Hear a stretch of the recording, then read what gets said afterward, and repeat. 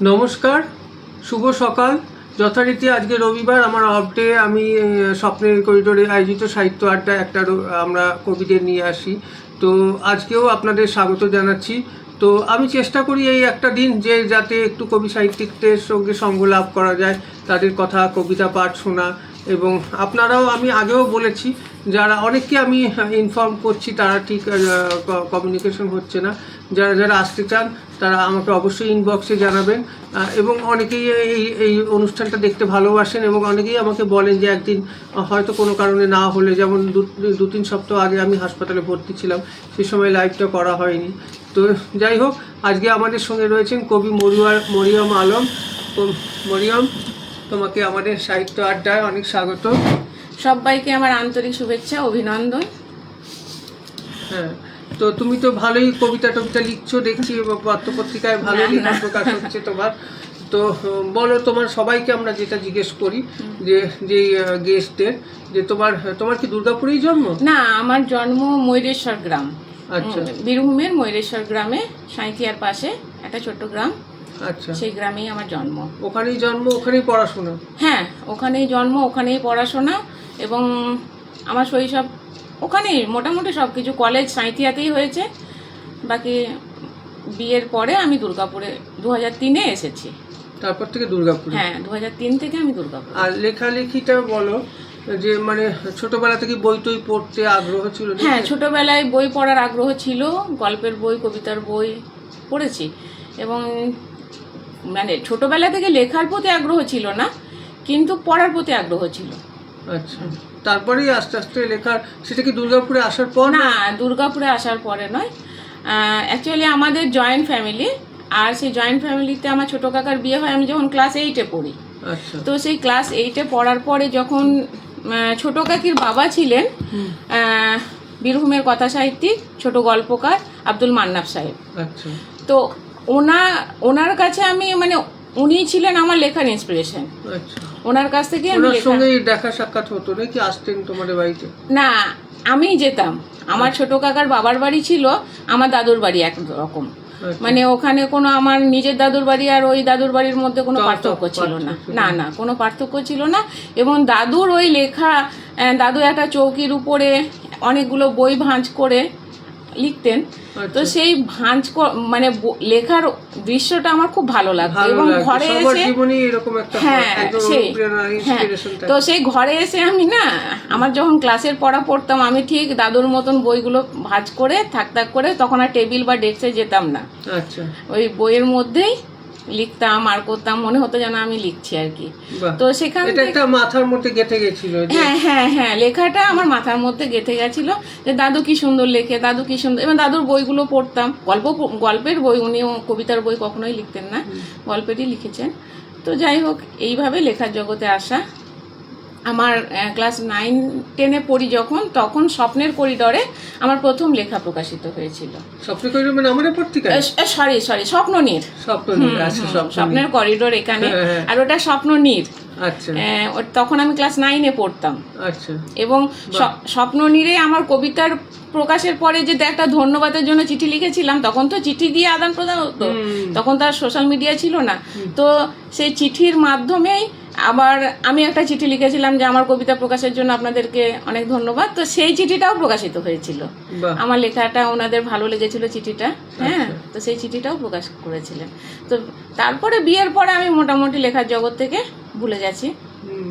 আমার 2016 সালে আমার মা আমার যে স্বপ্ননীর যে পত্রিকার যেটা বেরিয়েছিল, সেই পত্রিকাটা উনি খুঁজে পান এবং আমার ছেলেকে দেখান যে দেখো তোমার মায়ের লেখা প্রকাশিত কবিতা। তখন থেকে আমার ছেলের মাথায় ঢুকে গেল, মা তুমি লিখতে পারো, তখন লেখো। তো আমি যেমন ছোটবেলায় ওদের পড়ার জন্য চাপ দিতাম, তেমনি ওরা আমার এখন লেখার জন্য চাপ দেয়।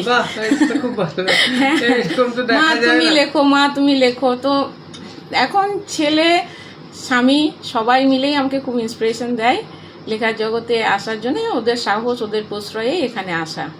স্বামী প্রচন্ড ভাবে সাপোর্ট করেন। বিভিন্ন অনুষ্ঠানে তো তোমাকে, হ্যাঁ হ্যাঁ, ও আমাকে দিয়ে আসে, নিয়ে আসে।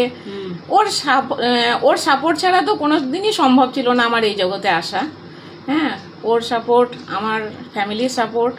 হ্যাঁ, ছেলেদের তো বললাম তো, ছেলেরা এখন মোটামুটি আমাকে শাসন করে যে মা লিখছো না তুমি। কয় ছেলে তোমার? দুই ছেলে। হ্যাঁ। আচ্ছা, বাহ, এটা খুব ভালো। নমস্কার, স্বপ্নের করিডোরে আয়োজিত সাহিত্য আড্ডা আপনাদের সকলকে স্বাগত। তো আমাদের সঙ্গে মনে রয়েছেন আশরাফুল দা। ধন্যবাদ আশরাফুল দা। দেখুন, কিছু প্রশ্ন থাকলে করবেন। আশরাফুল দাও কদিন আগে এসেছিলেন সাক্ষাৎকারে। হ্যাঁ, আমি দেখেছিলাম ওনার সাক্ষাৎকার। তো মরিয়ম, তারপরে বলো যে তুমি তারপরে ওই স্কুলে পড়াকালীন তোমার লেখালেখি শুরু হলো, হ্যাঁ, মানে ওই স্কুলে, পত্রিকায়। হ্যাঁ, তারপরে কলেজের পত্রিকায় হ্যাঁ, কলেজের পত্রিকাতে মানে আমাদের সাহসটা একটু কম ছিল। আমার সাহসটা মোটামুটি কি বলবো, কলেজের পত্রিকা, অনুষ্ঠান এগুলো থেকে আমি এড়িয়ে থাকতাম, যেহেতু দূরে কলেজ, তো ক্লাস হতো চলে আসতাম, কোনো রকম মানে ইউনিয়ন বলুন বা কোনো কিছুর সঙ্গে জড়িয়ে থাকতাম না। আচ্ছা। অনুষ্ঠান, কারণ আমাকে তাড়াতাড়ি বাড়ি ফিরতে হবে, বাসে যাওয়া। হ্যাঁ, দূরে ছিল। আমাদের কলেজ যেতে হতো আমাদেরকে নদী পার হয়ে, ময়ূরাক্ষী নদী প্রতিদিন হেঁটে পার হয়ে আমরা কলেজ গেছি। বাহ। হ্যাঁ, আশরাফুল্লাহ লিখছেন মরিয়ম খুব ভালো লিখছে। হ্যাঁ, মরিয়ম খুব ভালো লিখছে, ওর লেখা আমিও পড়েছি, খুব ভালো লিখছে। এই সময় একজন ভালো লেখক, লেখিকা, আড্ডা জমে উঠেছে। হ্যাঁ, তো দাদা ধন্যবাদ। দেখুন দাদা, কিছু প্রশ্ন থাকলে আপনারাও করতে পারেন। হ্যাঁ, তারপর মরিয়ম তুমি দুর্গাপুরে এলে বিবাহ সূত্রে, দিয়ে তারপরে বললে যে 2016 সাল থেকে আবার তোমার হ্যাঁ 2016 সাল থেকে লিখেছি, কিন্তু সেটা সবসময় মানে কি লেখা ডায়েরিতেই আমাদের মোটামুটি। বিয়ের পরে লিখিনি একদম, তাও বলবো না, বিয়ের পরেও লিখেছি, কিন্তু সেগুলো লুকিয়ে রাখার লেখা, মানে সেগুলো কখনোই প্রকাশিত করিনি বা প্রকাশ করার চেষ্টাও করিনি সত্যি কথা বলতে। 2016 সাল থেকে যখন ফেসবুকের মধ্যে লিখতে শুরু করলাম, আর আমার লেখার জগতে আমি এখনো মানে অভিভাবক হিসাবে সমীর দাসদাকে খুব করি। হ্যাঁ, সমীর দা আমাকে প্রচন্ডভাবে গাইড করেন। আর লাকিদির সঙ্গে লেখার জগতে প্রথম পরিচয় আমার দুর্গাপুরে আমার সেরকম কোনো পরিচয় ছিল না কারোর সঙ্গে। লাকিদি হচ্ছে আমার ছোট, খুব বলতো তোমার নাম কথা, আমার ছোট ননদের বান্ধবী, তো সেই সোর্সে লাকিদি। তারপরে লাকিদির সোর্সে রাজীব দার সঙ্গে পরিচয় হওয়ার পরে আমার দুর্গাপুরের সাংস্কৃতিক জগতের সঙ্গে পরিচয় হয়েছে। আচ্ছা, বাহ। শুনি তোমার কবিতা, কবিতা কার্ডটা শুনি। তোমার বইগুলো একটু দেখাও। মোটামুটি তোমার তো অনেক বই দেখছি, ইতিমধ্যে অনেক বই প্রকাশিত করেছে। আমার রাজীবদার প্রকাশনা থেকে, আলপনা প্রকাশনা থেকে প্রথম বই প্রকাশ হয় 2020 সালে। তো 2020 সালে আলোয় ফেরা প্রকাশ হয়। হ্যাঁ, আলোয় ফেরা। তো আলোয় ফেরা নামটা কিন্তু মানে কি বলবো, এটার একটা গল্প আছে। বইয়ের নাম কি দেব সেই নিয়ে আমার একটা দ্বন্দ্ব ছিল, যে কি দেব। তো আমি সবকিছু আমার ছেলেদের সঙ্গে শেয়ার করি, সবকিছু। ওরা আমার মানে বলতে পারেন মানে বেস্ট ফ্রেন্ড, একদম বেস্ট ফ্রেন্ড। তো আমার বড় ছেলে, আমার ছোট দুই ছেলেই সময়ের থেকে ভীষণ ম্যাচিওর, ওদের যা বয়স তার থেকে ওরা খুব ম্যাচিওর। তো আমার বড় ছেলে তখন আমাকে বলছে, মা তুমি এতদিন অন্ধকার কুয়োর মধ্যে লুকিয়েছিলে, তো জাস্ট আলোয় ফিরছো। তা এই আলোয় ফিরছো কথাটা যখনই বলেছে, তখনই আমার সত্যিই মনে হয়েছে সত্যি আমি আলোয় ফিরছি। তো বইয়ের নামকরণ হয়েছে আলোয় ফেরা। হ্যাঁ, তারপরে আমাদের সঙ্গে লাকি চট্টরাজ রয়েছে। লাকি, কবি লাকি চট্টরাজ। লাকি তোমার কথা বললো একটু আগে মরিয়ম, তোমার কথা তুমি শুনলে না? হ্যাঁ, বলো। সেখান থেকে বললো যে তুমি অন্ধকার থেকে আলোয় ফিরছি। সত্যি কথা বলতে আলোয় ফিরেছি, আলো দেখছি। দুর্গাপুরের লোক আমাকে ভীষণ ভাবে ভালোবেসে জড়িয়ে নিয়েছে কাছে। হ্যাঁ, দুর্গাপুরের ঋণ আমার কাছে সারা জীবন থাকবে। দুর্গাপুরের মানুষজন আমাকে ভীষণ ভাবে ভালোবেসে টেনে নিয়েছে কাছে। এতটা ভালোবাসা আমি কখনোই আশা করিনি।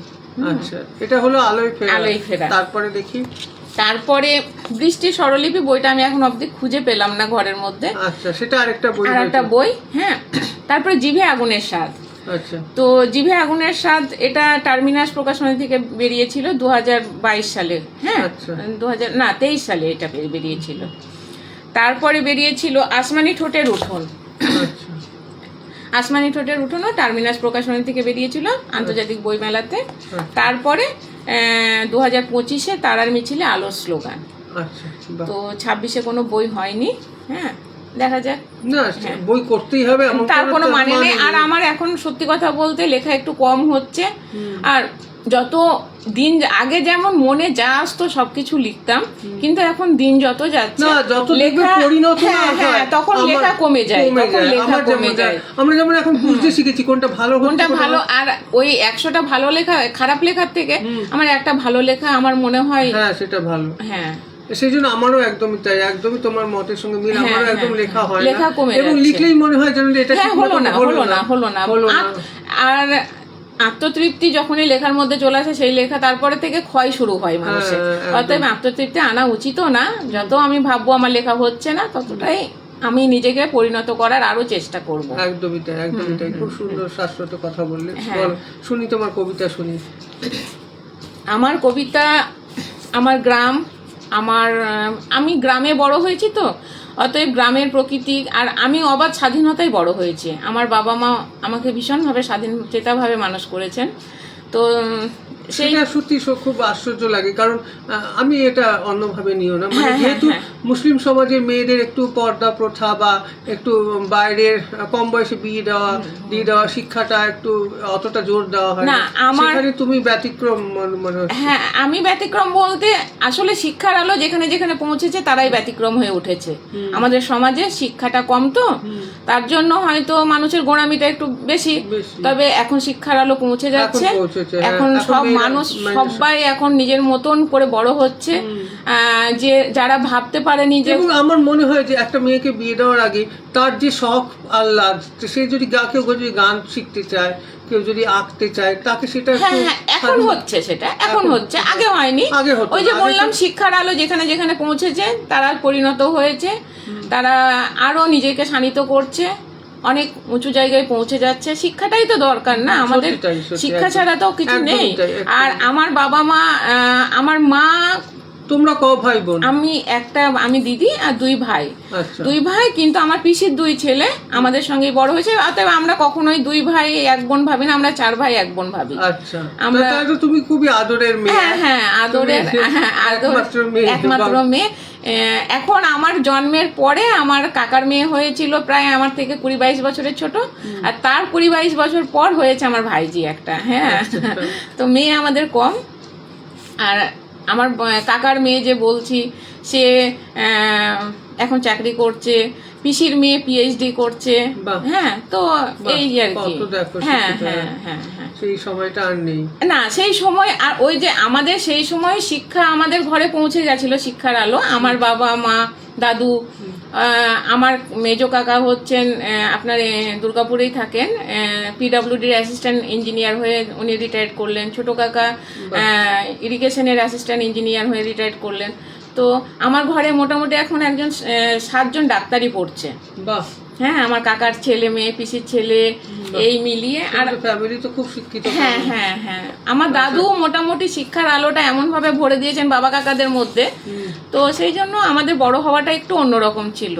আচ্ছা, শুনি কবিতা, শুনি।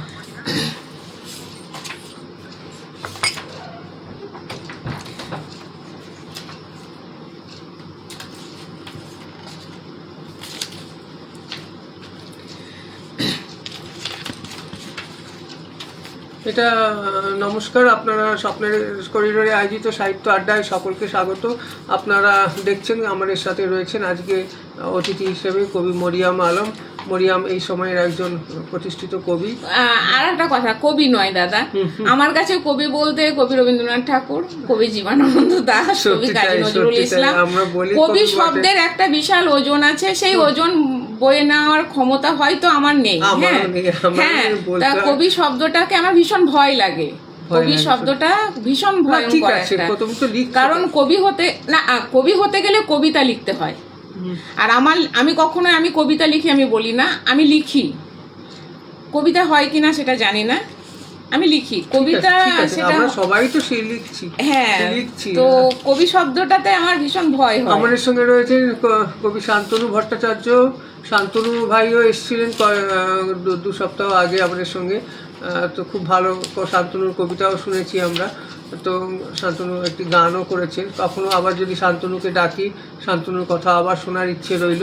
ধন্যবাদ শান্তনু, ভালো থেকো। দাঁড়ান, আমি একটা কবিতা ঠিক করেছি আঁকতে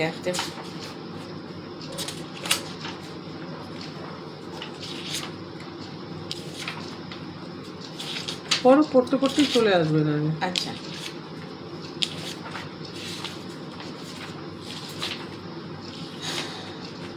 আচ্ছা, কবিতা তো শুধু আমরা জীবনের কথা বা মনের কথা লিখি না, মাঝে মধ্যে সমাজের কথাও লিখি। তো সমাজ যখন খুব মানে কি বলবো, আমি কবিতাটা পড়ি, বেশি কথা বলবো না। আমার কবিতার নাম পারলে। কাগজের মানচিত্রে, রক্তে, নিঃশ্বাসে, বিশ্বাসে অভিমানী আমি। রাত জাগা ফুটপাত, পদপিষ্ট ঐতিহ্য, লজ্জিত অশ্রুজল। সুনামি আসুক, ধুয়ে যাক দেশ, এ মাটির সবুজ তুমি ঘুমিয়ে কেন? বিধ্বংসী সাইক্লোন উপড়ে ফেলো বিষাক্ত শিকড়। পারলে কোরআন পড়ো, বোঝো। পারলে গীতা পড়ো, বোঝো। পারলে বাইবেল পড়ো, বোঝো। পারলে গাছ লাগাও, গাঢ় সবুজ এ পৃথিবীর খুব প্রিয়। বাহ, সুন্দর, অনেক বার্তা দিয়ে গেল। তো এইরকমই সমাজকে নিয়ে আরও একটা লেখা, মানে চারিপাশে যা ঘটছে সেই লেখাগুলোকে নিয়ে তো সবসময় হ্যাঁ, তাই তো, মনটা একটা সমাজের দায় থাকে, আমার মনে হয় অবশ্যই দায়বদ্ধতা থাকে। দায়বদ্ধতা থাকে। তো এটাও সেই একটা খারাপ অভিজ্ঞতা বা খারাপ সময়ের মধ্যে দিয়ে যখন যাচ্ছি সেই সময়ের লেখা। আমার খিদে পেয়েছে, ওঠো বাজারে যাও, রোজ হাজরির পুরোটাই দিলাম। ব্যাগ ভর্তি আনাজ, কতদিন তোমায় দেখিনি। চারিদিকে কালো ধোয়া, বিনোদন উঠছে আকাশে বাতাসে। আমার খিদে পেয়েছে, পেট ভরে খাবার দাও। চিৎকার, কলরব, হাহাকার, চুপ। হাতের মুঠো খালি, পাটকেল না যদি ভাত পাই। দগদগে সময়, ঝলসানো পাতা, মাচার বক্তৃতা। তুমি ক্লান্ত, যাও বাড়ি যাও। আমার খিদে পেয়েছে, পেট ভরে খাবার দাও। বাহ, অসাধারণ। আমরা তো খাবার রূপক দিয়ে অনেক সুন্দর একটা বার্তা দিলে। আমাদের সঙ্গে রয়েছেন কবি হীরক বন্দ্যোপাধ্যায়, দেবমাল্য চ্যাটার্জি দাদাও রয়েছেন, লিখেছেন মারিয়াম, খুব সুন্দর। হ্যাঁ দাদা, খুব ভালো মরিয়মের কবিতা। তোমরা দেখো, কিছু মন্তব্য বলে হীরক দাও লিখেছেন, মরিয়ম দারুণ লেখে, আমি ওর ভক্ত। আমার এটা বিশাল পাওনা দাদা। হ্যাঁ, আপনারা আমাদের মানে আপনারা অগ্রজ, একদমই তাই। আপনাদের দেখে আমরা শিখি সব সময় যে না, আপনাদের মাথা মানে হাতটা আমাদের মাথার উপরে আছে বলেই হয়তো আমরা সাহস পাই। একদমই সাহস পাচ্ছি। আর দেবমাল্যদাকে তাহলে কিছু বলো। দেবমাল্যদা লিখছে খুব সুন্দর লেখা বোন। হ্যাঁ দাদা, ধন্যবাদ। আর একটা লিখছি খারাপ সময়ে, খারাপ অভিজ্ঞতা। আমি খারাপগুলো আগে দিয়ে দিই, তারপরে ভালো ভালো সময়। খারাপ সময়, অস্থির সময় আমরা পার করে এসেছি একদম। যখন যে সময়টা যায় সেই সময়ের মধ্যে তো মানে মনটা ব্যাকুল হয়ে ওঠে। দু চারটে লাইন না লিখতে পারলে নিজেকে কেমন লাগে। যাই হোক, এটাও একটা খারাপ সময়ের অভিজ্ঞতা। ক্যামেরা চলছে, কেউ লাইভ, কেউ বা রেকর্ডিং। আজকের পোস্ট ঝড় তুলে দেবে। প্রতিটি চ্যানেলে বুদ্ধিজীবী, সমাজসেবী, তর্ক বিতর্ক, পক্ষে বিপক্ষে। সন্ধেটা পুরো জমে যাবে। জমির উপর পড়ে আছে নগ্ন কিশোরী। কালকেই 18 বছরের কেক কাটা যুবক অপলক দৃষ্টিতে জীবনে প্রথম দেখা নগ্ন নারী। যেন শিল্পীর চোখ খুঁজে চলেছে শিল্পের ছোঁয়া। পড়ে থাকা জ্যান্ত লাশের বেঁচে থাকা শ্বাস প্রশ্বাস, আর্তনাদ কান ভেদ করতে পারেনি নগ্নতায় মগ্ন মানুষের। চকচকে রূপলি পিঠে হিংস্র আঁচড়ে রক্ত ঝরছে। দুই পা বেয়ে যাচ্ছে সম্ভোগে শুক্রাণু মিশ্রিত রক্তস্রোতে। শরীর জুড়ে বিষদাঁতের কামড়। ওপাশ থেকে একজন বলে ওঠে, দাদা প্লিজ সরে দাঁড়ান, ছবিগুলি ঠিকঠাক আসছে না। পিছন থেকে সদ্য 18 যুবক বলে, জুম করুন, সব আসবে। জমির উপর পড়ে থাকা নগ্ন কিশোরী, নীরবতার চাদরে মোড়া সুসভ্য জমায়েত। সজাগ ক্যামেরা, কেউ লাইভ, কেউ রেকর্ডিং। ক্যামেরা চলছে। বাহ, অসাধারণ অসাধারণ।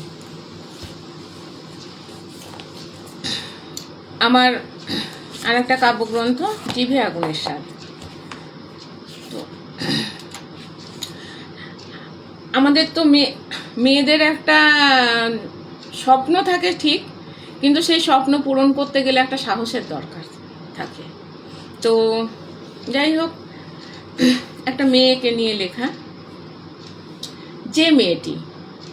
যে মেয়েটি ঘর ছেড়েছিল একতারায় সুর তুলবে বলে, অনেকটা রাত পেরিয়ে এসেছিল আঁধার শুনবে বলে, হাঁসের জলকলিতে মেতে উঠবে বলেই ডিঙিয়েছিল আঁকা চৌকাঠ। যে মেয়েটি বারবার শূন্যতার কাছে সমর্পণ করেছিল নিজেকে, কিছু হাঁসফাঁস নিয়মকে অগ্রাহ্য করেই উড়িয়ে দিয়েছিল স্বপ্নরং। যে মেয়েটি ভেসে যাওয়া স্রোতের বুকে কান পেতেছিল কান্নার কোলাহল, নোনা বুদবুদে জাগিয়ে তুলেছিল নিথর সময়কে, শ্যাওলা জমা কলপাড়ে ধুয়েছিল মুখ পোড়ার দাগ। যে মেয়েটি চাঁদের সিঁড়ি বেয়ে নেমে আসা বিনম্র জ্যোৎস্নাকে বন্ধু আলিঙ্গনে খেলেছিল এক মনে, নিজেকে ছাপিয়ে যাওয়ার তাড়নায় খোলা আকাশের আস্তিনে এঁকেছিল জীবনের কুহক। বাহ, সুন্দর। বলো।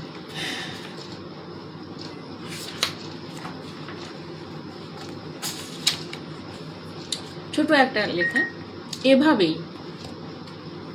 এভাবেই ভালোবেসো, যেভাবে রাতের মগ্নতা পেরিয়ে সকাল নামে নরম আলো নিয়ে, যেভাবে সোনালি দুঃখরা প্রজাপতি হয় প্রত্যয়ী মনে, যেভাবে স্বপ্নরায় হেঁটে বেড়ায় অবলীলা ক্রমে, ছুঁয়ে যায় আয়ুরেখার শেষ সীমানা। জড়িয়ে থেকো আলোকলতার মতো আটপৌড়ে জীবনে। বাহ, সুন্দর। মরিয়ম, তুমি একটু আগে বলছিলে যে মেয়েদের অনেকটা স্বপ্ন দেখতে গেলে অনেকটা পথ পেরোতে হয়, অনেকটা সাহসের দরকার। আজকের এই একবিংশ শতাব্দীতে দাঁড়িয়ে তোমার কি মনে হয় যে নারী পুরুষের বিভেদ এখনো অনেকটা রয়েছে, বা নারী স্বাধীনতা বলতে তোমার কাছে কি একটা মূল্য? নারী পুরুষের বিভেদ রয়েছে বলতে, দেখুন, নারী পুরুষ আমরা সমান সমান সবসময় বলি, কিন্তু সমান সমান শুধু আমরা পুরুষের মতো কেন হব? আমরা নারী। আচ্ছা, বাহ। আমরা পুরুষের মতো হব না, আমরা নারীর ঊর্ধ্বে, মানে নারীর মানে একটা অন্য রূপ নেব। নারী মানেই কুকুরে থাকা নয়। আচ্ছা। নারী মানেই নিজেকে মেলে ধরা, নিজের শালীনতাকে বজায় রেখে, অবশ্যই নিজের একটা। তুমি বলতে চাইছো যে অনেকে যেটা বলে যে আমরা পুরুষের সমান না, পুরুষের সমান হব না আমরা। পুরুষ আলাদা একটা। হ্যাঁ, পুরুষ নারী একে অপরের পরিপূরক, কিন্তু আমি পুরুষের মতো হব। পুরুষ কেন হব? আমি নারী। আমি জীবন থেকে তো, আমি জন্ম থেকে তো নারী সত্তা পেয়েছি। সেই নারী সত্তাকে যতটা পারবো আমি শানিত করব, আমার মনে হয় এটা আমার ব্যক্তিগত। আমি কখনোই পুরুষ হয়ে উঠবো পুরুষের মতো। আমি এখনকার মেয়েদের দেখছি, হয়তো আমার কথা হয়তো অনেকের খারাপ লাগবে, খোলামেলা পোশাক মানেই আমি স্বাধীন, আমি বাইরে রাস্তাঘাটে সিগারেট টানছি মানেই আমি স্বাধীন, তা নয়। কিন্তু শালীনতা, নিজের শালীনতা, নিজের ঐতিহ্য বজায় রেখে নারীদের এগিয়ে যেতে হবে। তারপরে আমি পুরুষ মানে সংসারের দায়িত্ব কর্তব্য পালন করবে, আর নারী মানে সংসারের পুরুষের রান্না, মানে কি ওরাই আনবে আর আমরা রান্না করব খাবো, এটা নয়। আমরা সমান সমান। ওরাও যদি সংসারের উপর কন্ট্রিবিউট করে, আমরাও করব। অনেকেই বলছে যে মেয়েরা তো অনেক স্বাধীন চাকরি বাকরি করছে, তারাও সংসারে কন্ট্রিবিউট করাটা উচিত। আমি মনে করি উচিত। শুধু পুরুষ কেন করবে? নারীরাও করুক, তবেই তো তোমরা স্বাধীন। মানে একটা স্বাধীনতার মানে কি? আমি স্বাধীনতা মানে আমি আমার মতো জীবনে থাকতে পারবো। আচ্ছা, এই যে তো বাসে মহিলাদের জন্য যে একটা ফ্রি টিকিট করে দেওয়া হলো, বা চাকরির ক্ষেত্রে 33% একটা সংরক্ষণ করে দিল, তাতে কিছু কিছু আমি ডিপার্টমেন্টে শুনি জুনিয়র ছেলেরা বলে যে দাদা আমাদের এমনিতেই চাকরি নেই, তারপর আবার একটা সংরক্ষণ হয়ে গেল, আমার একটু চাকরি পাওয়ার আশাই চলে গেল। তো তোমার সেটা কি মত? আমি এখানে আর একটা সবকিছু কিন্তু আমার মতামত বলছি। হ্যাঁ, অবশ্যই তোমার মতামত। হ্যাঁ, ভুল ঠিক সেটা। আমাদের সঙ্গে রয়েছে সৈয়দ আতাউর রহমান দা। ধন্যবাদ দাদা, খুবই বিশিষ্ট একজন কবি। দেবমালদা নারায়ণ মজুমদার বাবু দেখছেন, ধন্যবাদ সকলকে। আমার মনে হয় সংরক্ষণ এইগুলো, ওই যে বললাম, তুমি যদি নারী পুরুষ সমান সমান বলো, তো পড়াশোনা শিক্ষায় যদি এগিয়ে যাও, তোমার সংরক্ষণের কেন প্রয়োজন আছে? একদমই তাই। তুমি যদি সেইভাবে পড়াশোনা করো, তোমার সংরক্ষণের প্রয়োজন নেই। হ্যাঁ, এবার যেটা কিছু কিছু আমি নারীদের দেখেছি, আমরা হয়তো সাহস নিয়ে এগিয়ে যাচ্ছি। আমি যেমন চাকরি করিনি, কারণ চাকরি করার সময় আমার বিয়ে হয়েছে, আমার সন্তান হয়েছে। আমার হাজবেন্ড চাকরি করার বিরুদ্ধে ছিলেন না, কিন্তু উনি বলতেন যে সব কিছু করো, নিজের সন্তানদের আগে সুন্দরভাবে মানুষ করো। তো আমি সত্যি শাড়ি কাপড়ের একটা বিজনেস হ্যাঁ, ওই যে আমি যখন আমার সন্তানরা যখন বড় হয়ে গেল, আমার কাছে সময় আছে, আমি কি করব, আমার হাজবেন্ড সঙ্গে সঙ্গে আমাকে বললেন ঠিক আছে তোমার যা ইচ্ছে তুমি তাই করো। তো করলাম, একটা শাড়ি কাপড়ের দোকান করেছি। হ্যাঁ, আবার সেটা আমাকে আমার বাবা যেমন স্বাধীনতা দিয়েছিলেন, আমার হাজবেন্ডও সেই স্বাধীনতা দিয়েছেন। এটা আমার বিশাল সৌভাগ্য। এবং আমি যেমন ছিলাম আমাকে তেমনই উনি রেখেছেন, আমাকে পরিবর্তন হতে দেননি। সেটাই তো একদম কাম্য, সেটাই একদম কাম্য। এবং সবাইকে যে চাকরি করতে হবে এমন কিছু বক্তব্য নেই। এখনকার দিনের অনেক মেয়েরাই বিভিন্ন ব্যবসা বাণিজ্যের কাজে এবং কোনো কাজে, আমার মা ছিলেন, সত্যি কথা বলতে কি, আমার মায়ের কথা আমি লিখছিলাম ফেসবুকে অনেক আগে, আজ থেকে ভাবতে পারবে না 30-40 বছর আগে একটি মেয়ে সাইকেল চালিয়ে পিছনে শাড়ির ব্যাগ নিয়ে স্কুলে বিভিন্ন হাসপাতালে শাড়ি দিচ্ছে। এবং দেখতাম আমার তো বাবা খুব ছোটবেলায় চলে যায়, তো সেই কথাটা আমি ফেসবুকে লিখছিলাম এবং অনেক মেয়ে আমাকে বলছিল যে দাদা আপনি লিখুন, আমরা খুব শক্তি পাচ্ছি। ভাবতে পারছি আজ থেকে 30-40 বছর আগে, তখন মেয়েদের তো আমার পরিবারের থেকে আমার কাকা জেঠুরা তো আমাদের ইয়ে করে দিয়েছিল, কিন্তু মা বলেছিল আমার সংসারটা চলবে কি করে। আমার এতগুলো, আমরা 4 ভাই 1 বোন, দিদি ছিল। তো মা ওই কলকাতা থেকে বড় বাজার থেকে শাড়ি নিয়ে আসতেন, শাড়ি কাপড় চুড়িদার, সেগুলো নিয়ে এসে এই যে ফেরি বিভিন্ন জায়গায় করতেন। কিন্তু মা মাথা উঁচু করে, মা বলতেন কাজ করলে কি ছোট কেন, আমি তো কাজ করে খাচ্ছি। আমি আমার দোকানের শাটার আমি তুলতাম। তো আমার হাজবেন্ড বলতো যে তুমি একটা লোক রেখে দাও। তা আমার ছোট দোকান, লোক রাখার কোনো প্রয়োজন নেই। আমি তখন বলতাম আচ্ছা আমি তো খারাপ কাজ কিছু করছি না, আমি শাটারটাই তুলছি, তো কি আছে, ঠিক আছে নিজের দোকানে তুলছি, অন্যের দোকানে তুলিনি, আমার সৌভাগ্য এটা। তো আমি কোনো কাজকে ছোট মনে করি না, না কোনো কাজ ছোট নয়। আর কোনো মানুষ, আমি এখনো অবধি যে কোনো মানুষের কাছে শেখার আছে, একদমই তাই, যে কোনো মানুষের কাছে, শুধু যে শিক্ষিত মানুষ না না না, আমি এটাও দেখেছি যে পথে ঘাটে এমন মানুষ আছে তাদের থেকে সত্যি শেখার আছে। আমি প্রতিটি মানুষের কাছ থেকে আমি শিক্ষা নিই। আমার মনে হয় যে আমার জীবনে চলতে চলতে আমার মা একটা কথা বলতেন, শেখার কোনো শেষ নেই। আমাদের মায়েরা তো অত শিক্ষিতই ছিল না। আমার মা শেষের দিকে বলতেন যে তোদের মতো পড়াশোনা করলাম না, কলেজে যেতে পারলাম না, কিন্তু আমার খুব আফসোস হয়। কিন্তু আমি মাকে বলতাম যে তুমি একটা দৃষ্টান্তমূলক জীবন তৈরি করে গেলে, এটাই কত বড় একটা। আচ্ছা, আপনি যখন আপনার মায়ের কথা বলছেন, আমিও আমার মায়ের কথা বলি। আমার লেখায় আমার মায়ের ভূমিকা প্রচুর। আমার মায়ের মানে আমার মা নন ম্যাট্রিক, তখন কিন্তু মাধ্যমিক পাস নয় বলতেন না, নন ম্যাট্রিক। 8 অবধি পড়েছিলেন, না 9 অবধি পড়েছিলেন, তারপরে যাই হোক বিয়ে হয়ে গেছে। তো আমার মা মাধ্যমিক পাস না হলেও তার জ্ঞান এবং তার চিন্তাধারা এবং তার ভাবনা, আমি তাকে প্রতিটি মুহূর্তে তাকে নকল করি। সত্যি তাই, প্রতিটি আমার জীবনে চলার পথে প্রতিটি মুহূর্তে।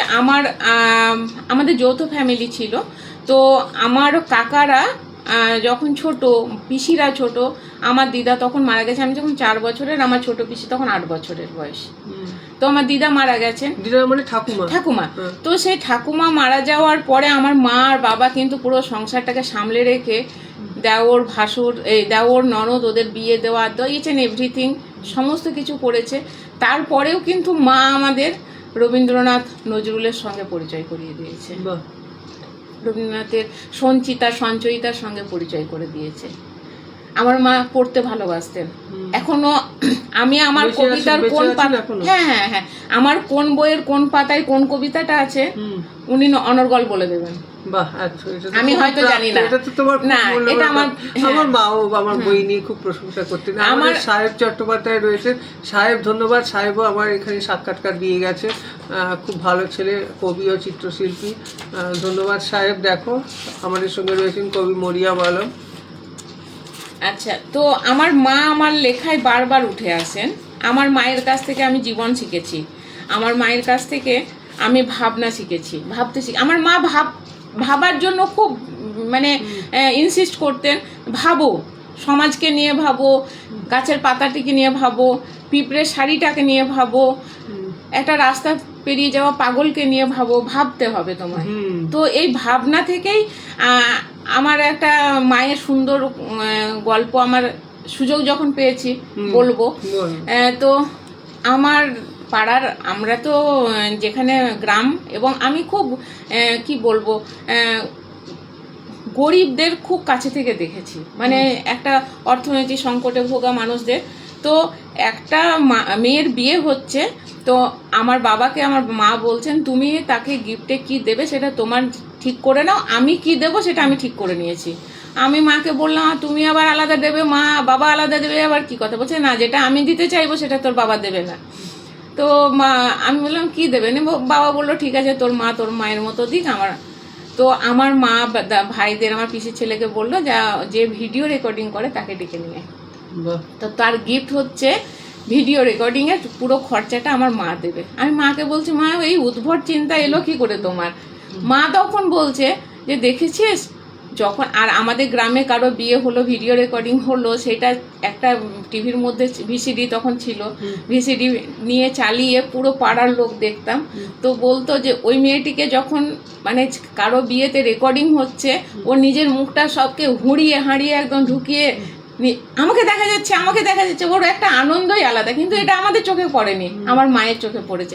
এবার মা শুধু ভাবছে যে ওর বিয়েতে পয়সার অভাবে এই রেকর্ডিংটাই হবে না, তো সেটা আমি করবো। তা আমার মা একটু অন্য ধরনের ভাবতেন, হ্যাঁ, ভাবনাগুলো একটু অন্যরকম ছিল। কবি অরণ্যা সরকার, অরণ্যাদি লিখেছেন, খুব এই সময় একজন বিশিষ্ট কবি, কবিতা হোক। হ্যাঁ, অরণ্যাদি, ধন্যবাদ।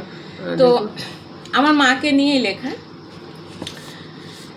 জোকের মতো গোটাতে গোটাতে আস্ত একটা জীবন সমুদ্র হয়ে উঠলে, নুন ভয়ের রাতে গহীন হয় আঁধার। পোহানোর অভ্যেসবশত শিরা উপশিরা জুড়ে ছোটাছুটি করে নোনা অভিমান। মায়ের কাছে শুনেছি নুন আনতে পান্তা ফুরোনোর কথা, তবুও নুন আনতে দেখিনি কখনো। শুধুমাত্র চোখের কোণে জমানো নোনা জলে আস্ত একটা নদীকে সমুদ্র আলিঙ্গনের নেশায় মত্ত হয়ে বইতে দেখেছি মোহনা অভিমুখে। এগুলো সবগুলোই মাকে নিয়ে লেখা আমার। মা বলেছেন, গাছ হয়ে ওঠো, ছায়াতে মায়াতে ভরিয়ে রাখো, পাখির কলরবে বাঁচো, নিজের সবটুকু দিয়ে ভালোবাসো, শুধু ভালোবাসো, শুধুমাত্র দেওয়ার অভ্যেসটুকু রাখো, গাছ হয়ে ওঠো। মা গামছা দিয়ে মুছিয়ে দেন শোকার্ত তারাদের গায়ে লেগে থাকা টুকরো টুকরো আঁধারের চিহ্ন। তার মসৃণ ছোঁয়ায় পাল্টে যায় প্রতিটি ক্ষতের অভিমুখ। আকাশ ছোঁয়ার স্পর্ধায় তারারাও তিলোত্তমা হয়ে ওঠে।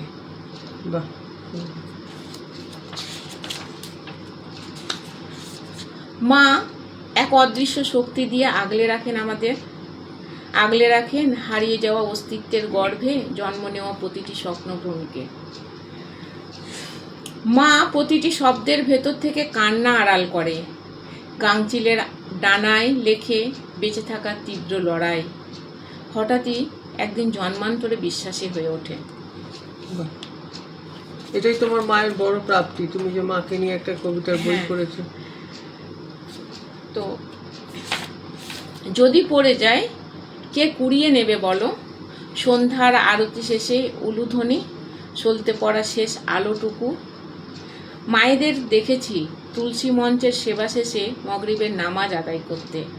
না, আমি সম্প্রীতির কথা বলছি না, শুধু মানুষ হওয়ার মন্ত্র আওড়ে যাচ্ছি। বাহ, সুন্দর সুন্দর। পড়ো আর কিছু কবিতা। এই বইটা তো হলো, এটা দেখি একটু পাঠিয়ে। তারার মিছিলে আলোর স্লোগান, এটা 2023-এ বেরিয়েছে। এটা না, 25-এ বেরিয়েছে। আচ্ছা। তারার মিছিলে আলোর স্লোগানে আমার ছোট ছোট সব লেখা। তো তারা দিয়ে কিছু লেখা আছে, শুধুমাত্র তারাকে নিয়ে। তারা বলতে আমার হারিয়ে যাওয়া মানুষদের উদ্দেশ্যেই আমি যদি তারাদের কথা বলি, সে তো শুধু আকাশের চকমকি না, আমার কাছে একগুচ্ছ হারিয়ে যাওয়া মুখ, যে মুখের অমলিন হাসিগুলো আকাশের মতোই চওড়া, লড়াইগুলো বটবৃক্ষের মতো দৃঢ়, উৎস মুখ থেকে শেষ অবধি ছুঁয়ে থাকা কিছু খসখসে হাত। বাহ, জীবন তারাদের জমাটি আড্ডায় সেজে ওঠে নির্বুত রাত, আঁধারের গোপন আলাপে গলে পড়ে জ্যোৎস্না, জ্বলে ওঠে আগুন, নিষ্পাপ দহনে চাঁদের কলঙ্ক মুছে প্রিয় মুখ। বাহ, সুন্দর। বিকেল ওই যে যত লেখা লিখতে মানে যত পরিণত হচ্ছে লেখা ছোট হচ্ছে, হ্যাঁ লেখা কম হয়, লেখা কম ছোট হয়, হয়, মেদ বর্জিত, হ্যাঁ, মেদ বর্জন হ্যাঁ, করা। হ্যাঁ। এবং দেখবে যে নিজের লেখাই অনেকদিন পর রেখে যাওয়ার পর হ্যাঁ। আমাদের যারা শেখাতো বলতো যে ওটাকে আরো কারেকশন করো, আরো হ্যাঁ, বাদ দাও, আরো বাদ মেদ দাও। মেদ বর্জন করো। হ্যাঁ।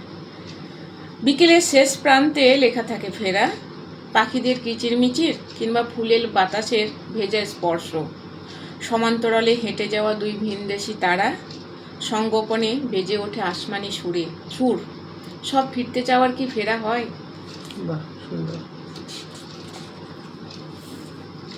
জীবন নাকি তারাদের মেলায় হারিয়ে যাওয়া, তবুও শেষ বিকেলের শেষ প্রান্তর জুড়ে লেখা থাকে ঘরে ফেরা, যেভাবে কুয়াশারা আবছায়া হলে ফিরে আসে ধূসর সীমানা। এখানে তারারা ফুটলে সন্ধ্যা জলে নেমে আসে প্রেম প্রেম গোপন অসুখ, সব শাসন উপেক্ষা করেই গভীর দুঃখরা জোনাকি হয়, কৃতদাসের শহর সেজে ওঠে নিয়ন আলোয়। বাহ, সম্পর্কের মাঝে হাইফেন খুঁজে পেলে মাঝরাতের ব্যালকনিতে ঝুলে থাকে আমাদের হাসি, তারার মতোই জলজল করে, কুয়াশা জন্মের সাথে মিলিয়ে নেই সম্পর্কের সমীকরণ। হ্যাঁ, আলো দিন ফিরলেই কাঠের উনুনে ফোটে ভাতের গন্ধ। চেনা রাত জানে বড় হতে না চাওয়া আমার গোপন ইচ্ছেদের, তারা ফুল ফোটার সাথে সাথে মায়ের দাঁত চাপা হাসিতে আলোকিত হয় অন্ধ উঠোন, নিলামে ওঠে আঁধার, তারা ফুল, মায়ের হাসি আর ঘুমপাড়ানি গানের শেষ কলি ছুঁয়ে থাকে আমাদের আয়ুষ্কালের শেষ সীমানা অবধি।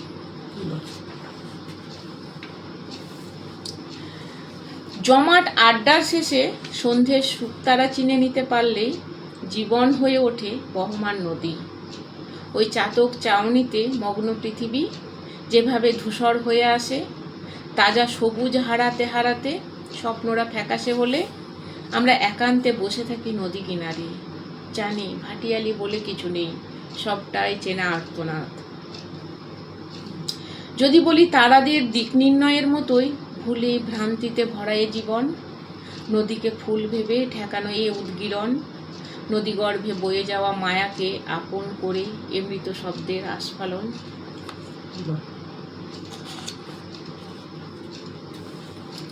তারা থেকে নদী অবধি জীবনের ভাঁজে ভাঁজে লুকোনো আদরের সংলাপ, জলের নিচে জমানো আগুন বলে দেয় সব ব্যথাদের রক্ত করে প্রতিদিন কিভাবে জোনাকি হওয়া যায়।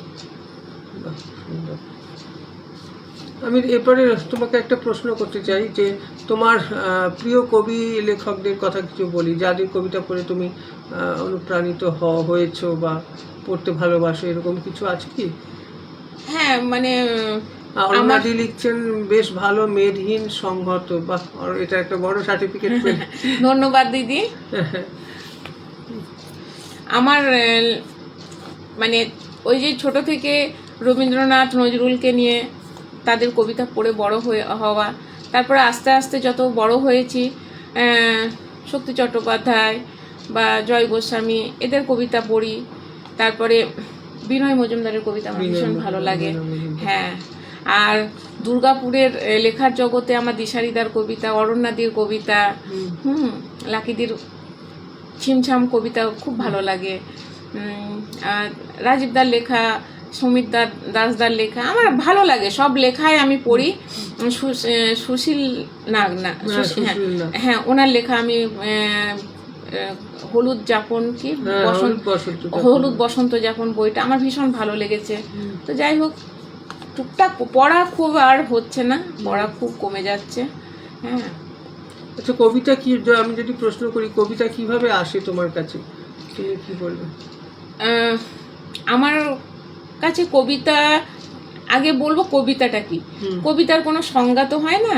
কবিতা কোনো মানে এটা কবিতা, এটা কবিতা না, এটা বলা মুশকিল, এটা বলা। তবে আমার কাছে মনে হয় কোনো একটা লেখার যখন একটা জীবন্ত ছবি ফুটে ওঠে, তখন সেটাকে আমরা কবিতা হিসেবে ধরতেই পারি। এবার কবিতার প্রথম লাইনগুলো সুনীল গঙ্গোপাধ্যায় কি বলেছেন, যে আমাদের প্রথম লাইন স্বর্গীয় লাইন। সত্যি মনে যে প্রথম লাইনটা আসে সেটা সত্যি আমাদের মন থেকে মনে হয় স্বর্গ থেকেই সেই লাইন এলো। কিন্তু আমরা তো সেই রকম কবি নয়, বা সেই রকম লিখতে পারি না যে খাতা পেন নিয়ে বসলাম অনর্গল একটা কবিতা হয়ে উঠলো। হয় না, লেখা হয় না, টুকরো টুকরো আমাদেরকে কবিতা নির্মাণ করতে হয়। দুটো লাইন হয়তো আমার মন থেকে এলো, দুটো লাইন আমাকে ভাবতে হলো, আবার পরের লাইনটা আবার এভাবে, তারপরে ওই যে আপনি বললেন কবিতাকে ফেলে রাখার পরে আবার দীর্ঘদিন পর যখন কবিতাটাকে পড়ি তখন আবার মনে হয় এটা কাটলে এটা এই কাটছাট হবে। তারপরে আমি যে কোনো লেখা লিখে আমি সমীর দাসদাকে, আমার যারা অগ্রজ আছেন, যারা আমাকে ভালোবাসেন, তাদের পাঠাই, তারা আমাকে ভুল ভ্রান্তিগুলো খুব সুন্দরভাবে ধরিয়ে দেন। তো এইভাবে নিজেকে প্রতিনিয়ত শানিত করার চেষ্টা করি। এটা চর্চার মধ্যে থাকে, এটা তো খুব দরকার। আমরা যাদের কাছে শিখেছি আমাদেরও তাই একই রকম ভাবে আমরা কবিতা দেখাতাম, বলতেন যে এটা ফেলে রাখো, এই শব্দটা, এটাকে আরো নতুন ভাবে। এই যে মেদহীন দিদি যেটা লিখেছেন, তো সেটা কিন্তু সত্যি কথা বলতে আমার আগেকার কবিতাগুলো অনেক বড় বড় ছিল। তারপরে আমি বিভিন্ন লেখা পড়ে, বিভিন্ন লোকের কথা শুনে, আমি যেটা একজন আমাকে বলেছিলেন, সমীর দাস দাও বলতেন, এত অতিরিক্ত কথা কেন, এত কথা বলবি না, নিজের মধ্যে যে কথাগুলো বলবি সেইগুলোতেই যেন। যে একজন বলেছেন যে 36 লাইন 6 লাইনকে তুমি 36 লাইনে কেন করবে, 36 লাইনের কথা যদি তুমি 6 লাইনে বলতে পারো 6 লাইনেই করো। সেগুলো আমার কবিতা বড় মানে আমি বিশাল লিখে দিয়েছি তা নয়, একদমই তাই। কবিতাকে যত ছোট, আর ওই যত দিন যাচ্ছে তত লেখা শব্দ কমে যাচ্ছে, লেখা কমে যাচ্ছে, কিছু উপমা, কিছু তখন মনে হয় ইঙ্গিত এইসব একটা জানো। আমাদের সঙ্গে রয়েছেন শিউলি সিংহ এবং কবি পিনাকি রঞ্জন সামন্ত, দুজনকেই ধন্যবাদ। নমস্কার। স্বপ্নের করিডোরে আয়োজিত সাহিত্য আড্ডায়, রবিবাসরীয় সাহিত্য আড্ডায় আপনাদের সকলকে স্বাগত। আমাদের সঙ্গে রয়েছেন কবি মরিয়াম আলম। তো তার কবিতা, ঠিক আছে, যাই হোক, তো কবিতা পাঠ অনেকক্ষণ ধরে হচ্ছে, আরো কিছু কবিতা শুনবো। তো বলো কবিতা। পিনাকিদা, ধন্যবাদ, শুভেচ্ছা ও অভিনন্দন। পিনাকিদাও এখানে এসেছিলেন আমার এখানে অনেক 1 বছর আগে, সাক্ষাৎকার দিয়ে গেছেন। তো যাই হোক, আমি আমার একটাই চেষ্টা যে আমি এই সকলকে নিয়ে আসি এই কবিতার মাধ্যমে, এবং আমার এটা ফেসবুকে না থাকলেও হয়তো 1 মাস পর উড়ে যায়। আমি আমার ইউটিউবের একটা চ্যানেল আছে, সেখানে আমি এটা স্টোর করে দিই। তো ভবিষ্যতে যদি কেউ দুর্গাপুর নিয়ে কখনো গবেষণা করে তারা এগুলো দেখতে পাবে, কারণ ইউটিউব থেকে যাবে এগুলো। তো সেই জন্য আমি এটা প্রায় 3-4 বছর আগে থেকে শুরু করেছি। এখানে আপনারা দেখতে পাবেন আরতি কুমার বসু থেকে শুরু করে বিমান চট্টোপাধ্যায়, বিশিষ্ট মানুষদের সাক্ষাৎকার রয়েছে। ধন্যবাদ শিউলি লিখেছেন, খুব ভালো লাগছে, সঙ্গে আছি। পর কবিতা। এভাবেই বেঁচে থাকা, যে চোখে লুকিয়ে রাখা মিশর খোঁজো, সেই চোখে আমি কাজল মাখি। নীল জলে পোড়া মুহূর্তের দাবিতে যে যাবিত আগুন, সে তো শুধু তোমারই জন্য। দেখো কিভাবে জন্ম নিচ্ছে একটি বীজ, সেই বীজ থেকে প্রকাণ্ড এক বৃক্ষ, অনুভূতিরাও মেলেছে শাখা প্রশাখা। এই দীর্ঘ পথ আর দীর্ঘ সময় শেষে যে অপেক্ষারা, সেখানে এক জীবনে অবসানের চিহ্ন আঁকে না কখনো। এখন ঠুনকো আওয়াজে ঘুম ভেঙে যায়, যেভাবে ভাঙে শিশিরের শব্দ আর একগুচ্ছ প্রতিশ্রুতিবদ্ধ যন্ত্রণা। দুঃখ বিলাসী মন চোখের কোণে মমি হয়ে ওঠার গল্প।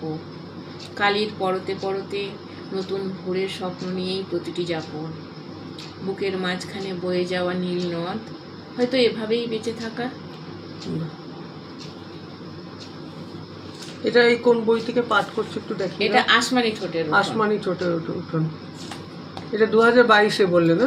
এটা 23-এ। 23-এ, আচ্ছা।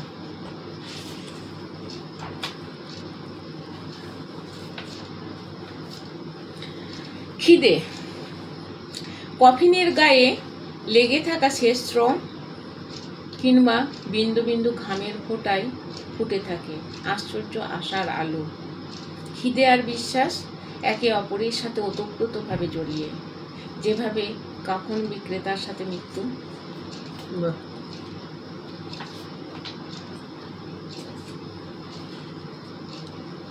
জানি আকাশ বলে কিছু নাই, তবুও আকাশ ছুতে চাই মন। আকাশের আদি অন্ত জুড়ে বিছিয়ে রাখি আমার তৃষ্ণা। মনের ভেতর মন গাছেদের শিকড় ছুঁয়ে যায় গভীরে। জীবন শুধুই কি শিকড়ের ডাক, নাকি আয়না থেকে ফিরিয়ে আনা আমির সাথে প্রতিনিয়ত যুদ্ধ যুদ্ধ খেলা?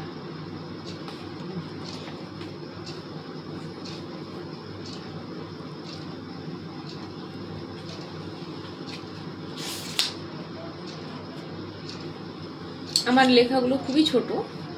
হ্যাঁ, ঝড়, তুমুল ঝড় উঠেছে।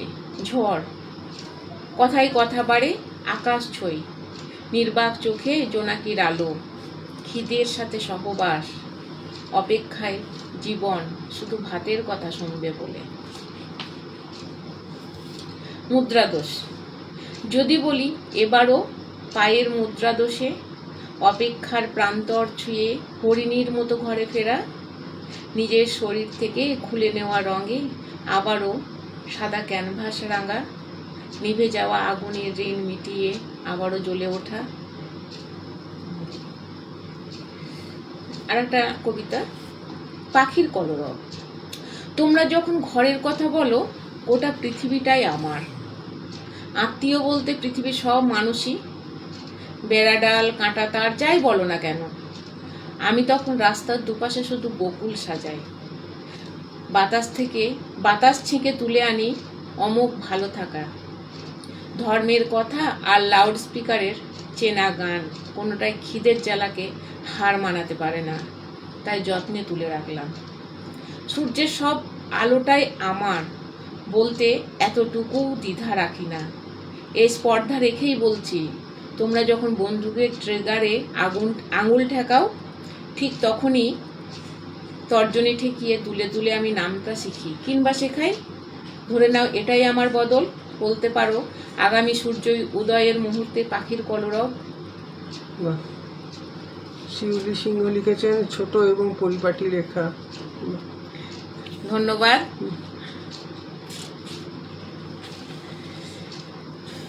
দিন ফুরোনোর গল্প লেখে। লেখাটার নাম, কেন আমার দিনগুলো ক্রমশই ছোট হয়ে আসছে। রাতগুলো বয়ে যাচ্ছে দ্রুত গতিতে, আষাঢ়ের বানভাসী নদীর মতোই, মোহনা আলিঙ্গনের মোহি। লক্ষ্মীর ভারে জমানো বছরগুলি বাড়তেই থাকে, বসন্তরাও ধীরে ধীরে ক্ষয়ের পথে। এড়িয়ে যাওয়া সময় কপালে বলিরেখার ছোপ ব্যথা বাড়ায়। কত কথা এখনো বলা হয়ে ওঠেনি, কত অদেখা এখনো দেখা হয়ে ওঠেনি। যন্ত্রণার সৃজনে গজিয়ে ওঠা ঘাগুলি আজও সারা শরীর জুড়ে এখনো মোলায়েম হয়ে ওঠেনি। কুঞ্জবনের ফাঁকে এখনই কেন সন্ধে নামে, কেন কেঁপে ওঠে বুক। পাঁজরের খাঁজে লুকিয়ে রাখা বুকের সম্পদ উপচে পড়ার ভয়, কেন দিল ফুরোনোর গল্প লেখে। যন্ত্রণার দাও, ভাসতে ভাসতে ভেসেই যাচ্ছি স্রোতের উজানে। বোহেমিয়ান নদীর বুক ধরে কত কালের জমানো পলি সরিয়ে। এতদিন নৌকাটি বাঁধা ছিল যে খেয়া ঘাটে, আজ ঘাট বদলের দিন। তীর ছোঁয়ার গল্পে সেজে উঠেছে কথামালা। ফটো ফ্রেম জুড়ে শুধু যন্ত্রণার দাও, দগ্ধ নিঃশ্বাসে আবারও পথ চলা, হারিয়ে যাওয়া, ভেসে যাওয়া।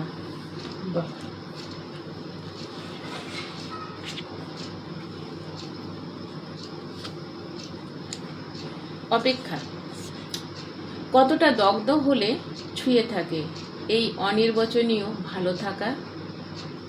নিপাট আঁধারের গায়ে ক্ষতের গভীরতা বলে দেয় ভোর আসতে ঠিক আর কতটা দূর। একতারা সুর, উদাসীন বাউল, শুধুমাত্র বাতাস ছোবে বলে এই বিশেষ আয়োজন। ঝুল বারান্দায় সাজিয়ে রাখি উৎসব, সাজিয়ে রাখি দীর্ঘ শ্বাসদের মতোই বাড়তে থাকা অপেক্ষাদের। বসে থাকি আমি সবুজ, সাথে আমার সবুজ উঠোন, শুধুমাত্র 6 ঋতু বসবে বলে। লাকি লিখেছেন, মরিয়মে বলিষ্ঠ কলমের কাছে শিখেছি অনেক কিছুই। তেল চিটচিটে রান্নাঘর আর মায়ের গায়ের গন্ধের কথা আমাকে বারবার কাছে টানে। বাসন কোসনের ঠোকাঠুকি আওয়াজ ওকে লিখিয়ে দিয়েছে অনেক বলিষ্ঠ কবিতা। শুভেচ্ছা অন্তহীন। কলমকে নিয়ে আমি গর্বিত দিদি হয়ে। ধন্যবাদ দিদি, আমার বিশাল প্রাপ্তি। আমি প্রথমেই বলেছি তুমি আমার জীবনে এসেছিলে বলে আমি দুর্গাপুরের পরিচয় পেয়েছি। হ্যাঁ, তাই তুমি আমার সবসময় অন্তরের অন্তঃস্থলে আছো, থাকবে। তুমি, রাজীব দা, সুমিত দা, এদের ঋণ আমি কখনোই ভুলবো না। এদের কাছে সবসময় কৃতজ্ঞ থাকবো। আজকে তোমাদের জন্যই কিন্তু সবাই আমাকে চিনেছে, জেনেছে। আমি সবাইকে চিনেছি, তোমরা সাথে ছিলে বলে। সঞ্চয় বলতে কিচ্ছু না, লুকিয়ে রাখা কিছু আলো, তীব্র প্রত্যাশাদের রাখি সঙ্গোপনে। না পাওয়ার যন্ত্রণা, পাওয়ার অসহ্য সুখ মহিরুহ হয় ছায়াতে, মায়াতে। স্বপ্নরা কিছুতেই ঘুমোতে দেয় না, কিছুতেই ঈশ্বর হতে দেয় না। বাহ, সুন্দর। মরিয়ম, তুমি কি শুধু কবিতাই লেখো না গল্প লেখার শুনেছি তুমি গল্প লেখো? গল্প, অনুগল্প টুকটাক লিখি না তা বলবো না, তবে আর ছোট গল্পও লিখেছি, কিন্তু সেগুলো আজ পর্যন্ত আমি প্রকাশ করিনি, কোনো পত্রিকাতেও দিইনি। সেগুলো আমার ডায়েরির মধ্যেই লেখা আছে। গল্প লিখছি এবং গল্প নিয়ে কাজ করার আমার ইচ্ছা আছে। ছেলেরা একটু স্টেবল হয়ে গেলেই তখন আমি গল্প নিয়ে কাজ করব। গল্প নিয়ে কাজ করার আমার ইচ্ছে আছে। বাহ, ধন্যবাদ। তোমার কাছ থেকে গল্প পড়ার অপেক্ষায় রইলাম। একদম গল্প শুনে। গল্প লিখতে গেলে অনেকটা ধৈর্যের দরকার, অনেকটা সময়ের দরকার। একদমই তাই। সেই সময় আমি এখন ঠিকঠাক পাচ্ছি না, তো লেখার চেষ্টা করব। ইচ্ছা আছে গল্প নিয়ে কাজ করার। ওই যে আমার ইন্সপিরেশন আমার ছোট গল্পকার আব্দুল মান্নান সাহেব। হ্যাঁ, তো ওনার মতো ছোট গল্প লেখার আমার ইচ্ছা আছে। আর কবিতা কিন্তু আমি পড়তে ভীষণ ভালোবাসি। আমি সবার কবিতা পড়ি, আমার কবিতা খুব ভালো লাগে। যখন কবিতা পড়ি, যার লেখাই হোক, মনে হয় যে এ তো আমারই কথা লিখে দিয়েছে। একদম তাই। মানে এটা কবিতার একটা সার্থকতা। কবিতা যখন পাঠক হয়ে ওঠে, তো কবিতা তখন আর নিজের থাকে না। একদমই তাই, কবিতা পাঠকের হয়ে ওঠে। এটাই কবিতা সার্থক। অনেক অনুভূতি কবিতা পড়েই মনে হয় এটা তো আমারই কথা ছিল, আমার কথাই ও লিখে দিয়েছে। তো যাই হোক, এইভাবেই মনের কথা, ওই যে জীবনের কথা, সবাই অ্যাকচুয়ালি মনের কথা, জীবনের কথা, সমাজের কথাই লেখে। আর সবের সঙ্গে তো সবের একটা মিল আছে না, তো হয়ে যায়, মিলিয়ে যায়। তো আর একটা লেখা পড়ছি, গভীরতা। মাটি হয়ে শুয়ে আছি, বলেছিলাম গাছ লাগাও বুকের চারপাশে, কামড়ে ধরে থাকুক। এখন চারিদিকে শুধুই ভাঙার শব্দ, বুলডোজারের আঘাতে চুরমার বহুতল, অগাধ স্মৃতি, গুচ্ছ গুচ্ছ স্বপ্ন, সাজানো বাগান, সদ্য বিবাহিত যুগলের সংসার। বলেছিলাম গাছ লাগাও বুকের চারপাশে, কামড়ে ধরে থাকুক। তোমরা ভুলে যাচ্ছ, ঠিক যেভাবে সম্পর্কের গভীরতা। আমাদের এখন সবাই সম্পর্কের গভীরতা ভুলে যায়। সম্পর্ক এখন খুব ঠুনকো হয়ে গেছে। হ্যাঁ, যে সঙ্গে সম্পর্ক ভালো তো কালোর সঙ্গে ভালো নয়। হ্যাঁ, আর একটা, এটা সত্যি সত্যি আমার মা একদিন আমাকে বলেছিলেন। তো মায়ের সঙ্গে আমার ভীষণ কথা হয়, এবং মায়ের সঙ্গে কখনো আমার এই সংসারের এই সাজানো গোছানো এইসব নিয়ে কথা হয় না। মায়ের ভাবনা। মা কি এখনো ওখানেই থাকে? হ্যাঁ, বীরভূমেই থাকেন। এবং আসেন না? হ্যাঁ, এখানে আসেন। হ্যাঁ, তো মায়ের সঙ্গে আমার বিভিন্ন ধরন নিয়ে, লেখা নিয়ে কথা হয়, বা ভাবনা নিয়ে, চিন্তা নিয়ে, কিভাবে কি নিজেকে আরো আমি একটু বেশি কথা বলি, মা বেশি কথা বলার পক্ষপাতী নয়, বেশি কথা বলতে নেই। যাই হোক, ওনার এতে ধমকানিতে চমকানিতে এখন একটু কম কথা বলে, আগে প্রচন্ড কথা বলতাম। তো এটা আমাকে মা সত্যি সত্যি একদিন বলেছিলেন, এবং তারপরে এটা আমি লিখেছিলাম, একটা ঠিকানা। মা বলেছিলেন, ওই তেপান্তরের মাঠ পেরোলেই খুঁজে পাবি একটা ঠিকানা। মাত্র তো ধুধু মাঠটুকু, তীব্র তাপদাহ মাথায়, খুঁজে পাওয়ার আনন্দ, একটু জিরোনো। দক্ষিণের জানলা বেয়ে ফুরফুরে বাতাস ছুঁয়ে থাকবে ঘামের প্রতিটি বিন্দুকে। আনাচে কানাচে জুড়ে ফুটে থাকা বুনো ফুলের চাপা গন্ধে মনে পড়বে প্রথম প্রেম, মনে পড়বে মেয়েবেলার প্রতিটি ক্ষণ। বাবার কেনা আবদারি রঙের ফিতে, মায়ের পুরনো রেশমি চুড়ি। খুঁজতে থাকবি হারানো শৈশব, সাথে হারিয়ে যাওয়া নিজেকে। তারাদের মতোই দিক নির্ণয়ের ভুল ভ্রান্তি কাটিয়ে খুঁজেও পাবি, যেভাবে খুঁজে পেয়েছি আমরা, আমাদের মায়েরা কিংবা তাদেরও মায়েরা। তীব্র তাপদাহ মাথায় নিয়ে তেপান্তরের ধুধু মাঠটুকু পেরিয়ে হারানোর ভয়হীন একটা ঠিকানা। বাহ, সুন্দর সুন্দর কবিতা। আমাদের মেয়েদের তো ঠিকানা মাঝে মধ্যে হারিয়ে যাওয়ার একটা ভয় থাকে, তো এটা মায়ের খুব। যাই হোক, আর দুটো কবিতা শুনবো আর শেষ প্রশ্ন করে আজকে অনুষ্ঠান শেষ করব। প্রায় 1 ঘন্টার কাছাকাছি হয়ে গেছে। হ্যাঁ। তোমার ভবিষ্যৎ পরিকল্পনা কি বলো? ভবিষ্যৎ পরিকল্পনা, আচ্ছা, তুমি কি পত্রিকা সম্পাদনার সাথেও যুক্ত? না, টার্মিনাস পত্রিকা সম্পাদক মণ্ডলীতে আছি। আচ্ছা। আসল সম্পাদক মোহাম্মদ শাহাবুদ্দিন ফিরোজ এবং কার্যনির্বাহী সম্পাদক মিঠুনাথ কর্মকার। তো একবার মনে হয়েছিল তুমি কবিতা চেয়েছিলে আমার হ্যাঁ, ওই মানে এখানকার লেখাগুলো আমি নিজে মানে চেয়ে নিই, পাঠিয়ে দিই। হ্যাঁ, এমনি সম্পাদক মণ্ডলীতে আছি আমি। আচ্ছা, আমার নামে কিছু থাকুক, আমি সব মেয়েরাই চাই। হ্যাঁ, আমাদের তো জমি জায়গা সম্পত্তি খুব একটা নামে থাকে না, তো আমার নামেও কিছু থাক, আমার এটা ইচ্ছে। ভোরের সিঁড়ি বেয়ে নেমে আসা এক ঝলমলে সকালের মুঠো খোলা রোদের গায়ে জল রঙে এঁকে যাওয়া প্রতিটি আলপনার নাম দিও আমার নামে। চৈতির খামখেয়ালি বিকেলের ঝরা পাতার গায়ে লেগে থাকা বিবর্ণ শব্দের নাম। শিউলি উঠোনে বেড়ে ওঠা অভিমানী গন্ধরাজের সাথে নীল অপরাজিতার যুগলবন্দি প্রতিটি মুহূর্তের নাম দিও আমার নামে। হোঁচট খাওয়া পৃথিবীর বনবনে ঘোড়ার নাম। ধূসর মলাটে বন্দী পরাধীনতার আঁচে ঝলসানো কিছু অর্থ খোঁজা শব্দের, রবারের ডগে লেগে থাকা শব্দ মোছা সেই উড়ো ধুলোর নাম দিও আমার নামে। ত্রিভুজ আকারে উড়ে যাওয়া এক ঝাঁক রঙিন পাখির কলতানের নাম। অভিসারে তৃপ্ত সূর্যমুখীর উজাড় হাসিটুকুর নাম। হ্যাঁ, শিশির ভেজা স্নিগ্ধ প্রতিটি সকাল, আর সেই প্রতিটি সকালের গায়ে লেগে থাকা স্বাধীনতার নাম। মনের ওমে ভেজা সব নতুন আলোটুকুর নাম দিও আমার নামে। বাহ, খুব সুন্দর। বাহ, আর কি পড়বে কবিতা? আর একটা কবিতা, শেষ কবিতা। তো এটা আমি কেন্দ্রিক, আমি নিজেকে নিয়েই বেশি ভাবি এবং স্বার্থপর হয়তো। না, সেটা তো নিজেকে তো ভালোবাসতে হবে। নিজেকে ভালোবাসি, ভীষণ ভালোবাসি। নিজেকে ভালো না বাসলে অন্যকে ভালোবাসা যায় না, এটা আমি বিশ্বাস করি। তুমি খুব নিজেকে তুমি যদি ভালো না রাখতে পারো তাহলে তুমি অন্যকে ভালো রাখবে। একদমই তাই। তো আমার লেখা অনেকটা আমিত্ব চলে আসে মাঝে মধ্যে। তো আমি এই তো, এটা কিন্তু ছড়া। হ্যাঁ, আমি ছড়া খুব কম লিখি, তো এটা আমার হয়েছিল লেখা।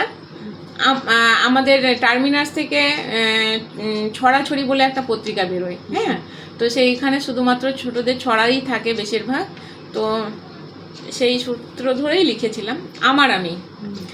এই তো সেদিন মায়ের কাছে খেলাম আমি বকা, এটা কিন্তু সত্যি সত্যি মায়ের কাছে, হ্যাঁ, বকা খায়। এই তো সেদিন মায়ের কাছে খেলাম আমি বকা, আমার নাকি স্বভাব দোষ লোকের কাছে ঠগা। সাদা মনে কাদা নেই, সবার সাথেই মিশি, মনে অগাধ বিশ্বাস নিয়ে বলি ভালোবাসি। সত্যি বলছি মানুষটা আমি ভীষণ বোকা শোকা, কথায় কথায় আঘাত মারো, সুযোগ পেলেই ধোকার কথা বলতে দেখো, মনে আসে ডালনা, আমি ভীষণ দামি, নয়তো কোনো ফেলনা। খুব সুন্দর, খুব সুন্দর। তো যাই হোক, আমার শেষ দুটো প্রশ্ন তোমার কাছে, যে দুর্গাপুরের সাহিত্য চর্চা কেমন হচ্ছে, এবং আমাদের শহর দুর্গাপুর তো এখন তোমার নিজেরও শহর, এই দুর্গাপুর শহর নিয়ে 2-4 কথা বলে আজকের অনুষ্ঠান এখানে শেষ করব। দুর্গাপুরের সাহিত্য চর্চা, আমাদের সঙ্গে রয়েছেন সুমনা মুখার্জি। সুমনা, ধন্যবাদ, ও খুব ভালো আবৃত্তি করে। দুর্গাপুরের সাহিত্য চর্চা ভীষণ ভালো হয়, এবং যে সংগঠনগুলো আছে প্রতিটি সংগঠন নিজ নিজ স্বমহিমায় তার প্রতিষ্ঠিত এবং সুন্দর নিজের ঐতিহ্য বহন করেই চলে। প্রতিটি সংগঠনই আমার খুব ভালো লাগে। সাহিত্য দুর্গাপুরে ছিলাম বলেই হয়তো সাহিত্যকে আমি এতটা ভাবে আষ্টে পিষ্টে, আমার যদি এটা সত্যি কথা বলতে, আমার যদি এটা অন্য কোথাও বিয়ে হতো হয়তো আমি এতটা পারতাম না। দুর্গাপুর বলেই আমাকে দুর্গাপুরের লোকরা ভীষণভাবে আপন করে নিয়েছে, এবং দুর্গাপুরের কাছে আমি সারা জীবনে ঋণী থাকলাম। যেভাবে আপন করেছে, যেভাবে ভালোবাসা দিয়েছে। অবশ্যই আমার স্বামী সন্তান তাদের প্রশ্রয় না থাকলে আমি কখনোই এইভাবে আপন করতে চাইলে, ওরাও যদি সাহস না দিত তাহলে তো আমি পারতাম না ঘর থেকে বেরোতে। তো আজকে সবার অবদান অনেক, লিখছি, লিখে যাব। হ্যাঁ, আমার মা একটা কথা, মায়ের কথা বাবার কথা বারবার আসে যে জীবনে একটা কিছু দাগ কেটে যাও। জীবনে যখন একবার এসেছো দাগ কাটার চেষ্টা করো। সেই দাগ কাটার চেষ্টা করছি। হ্যাঁ, একটা দাগ থাকবে, সেই দাগটা যাতে আমার ভবিষ্যৎ প্রজন্ম দেখতে পারে যে না, একজন ছিল মরিয়ম বলে, কেউ ছিল, সেইটুকু। আর আমাদের শহর তোমার কেমন লাগছে? ওই যে দুর্গাপুর শহর আমার ভীষণ ভালো, সাজানো গোছানো। দুর্গাপুরে থাকার পরে আর অন্য কোথাও থাকার ইচ্ছে কেউ কলকাতায় পয়সা দিলেও থাকবো না। একদমই তাই, আমার কোথাও যেতেই ইচ্ছে করে না, ভালো লাগে না। ইভেন আমি কোম্পানির কাজে সাউথে গেছি বা ছেলের কাছে গেছি, এদিক সেদিক গেছি, কিন্তু আমার ভালো লাগে না। মানে দুর্গাপুরের পরে আমার ভালো লাগে বোলপুর। হ্যাঁ, বোলপুর তো তোমার, হ্যাঁ, বোলপুরের সঙ্গে আমার একটা আত্মিক সম্পর্ক, এবং বোলপুরের মধ্যে কি বলবো, একটা শিকড়ের টান আছে বোলপুর। আচ্ছা, দুর্গাপুর শহরটা এতটাই ভালো লাগে যে দুর্গাপুরে ছিল বলেই আজকে আমি কবিতা জগতে কিন্তু এই নামটা পেয়েছি। আমি বারবার সেই কথা বলি, দুর্গাপুরের মানুষজন যেভাবে আমাকে আপন করেছে, আমি মনে হয় না কোথাও অতটা আপন হতাম। জানি না, এটা আমার ভুল ধারণাও হতে পারে, কিন্তু দুর্গাপুরের কাছে আমি চিরঋণী। যেভাবে আমাকে আগলে রেখেছে, আপন করে নিয়েছে, ভুলভ্রান্তি ধরিয়ে দিয়েছে। হ্যাঁ, তো দুর্গাপুর বলে এটা সম্ভব। দুর্গাপুরের সংস্কৃতি জগৎটা সত্যিই খুব ভালো। ধন্যবাদ, অনেক ধন্যবাদ। তো তুমি কি শেষ কবিতা একটা পড়বে নাকি? আচ্ছা, শেষ কবিতা ঠিক আছে, আবার এই সময়ের জন্য আমি পড়বো, এই সময়টাকে মাথায় রেখেই। যদি আকাশের কথা বলো, আকাশের গায়ে যে জীবন্ত ভাস্কর্যের কথা।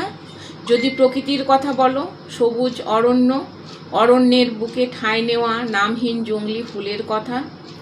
যদি প্রতিপদের চাঁদের কথা বলো, বিনম্র জ্যোৎস্নার কথা, জ্যোৎস্নার গা বেয়ে নেমে আসা অন্তহীন ভালোবাসার কথা, ভালো থাকার কথা। যদি ক্ষুধার্ত পেটের কথা বলো, রোদ পোড়ার তামাটে চামড়ার কথা, চামড়ার গায়ে লেগে থাকা কাঁটাতারের আঁচড়ের কথা। যদি আমাদের কথা বলো, আমাদের সন্তানদের কথা, চিন্তনে মননে সুসভ্য মানুষ গড়ে তোলার কথা, শিক্ষার কথা, স্বাস্থ্যের কথা। যদি অভুক্ত পথ শিশুদের মুখে এক টুকরো হাসির কথা বলো, ত্রিপলের ছাউনিতে অর্ধনগ্ন নারীর লজ্জিত চাউনির কথা, ক্লান্ত মাচার কথা, ওই একলা চেয়ারটার কথা, ভরপেট খাবারের কথা, দূষণমুক্ত বাতাসের কথা আমরা শুনবো। বাহ, খুব সুন্দর, খুব সুন্দর একটা বার্তা দিয়ে গেলে। তো যাই হোক, আজকের মতো অনুষ্ঠান এখানেই শেষ করছি। ধন্যবাদ মরিয়ম, তুমি একটা মূল্যবান সময় দিলে আমাদের। আমিও ভীষণ গর্বিত, আপনি ডাকলেন আমাকে এইভাবে, আমি এলাম। আর মানে বারবার ওই এক কথাই বলছি, দুর্গাপুরের কাছে ঋণী। যাই হোক, সবাই খুব ভালো থাকুন, সুস্থ থাকুন। আজকের মতো অনুষ্ঠান এখানেই শেষ করছি। সবাই ভালো থাকবেন, আন্তরিক শুভেচ্ছা, অভিনন্দন, ধন্যবাদ। পরের সপ্তাহে আবার অন্য কোনো সাহিত্য সাথীর সাথে দেখা হবে আপনাদের। ধন্যবাদ।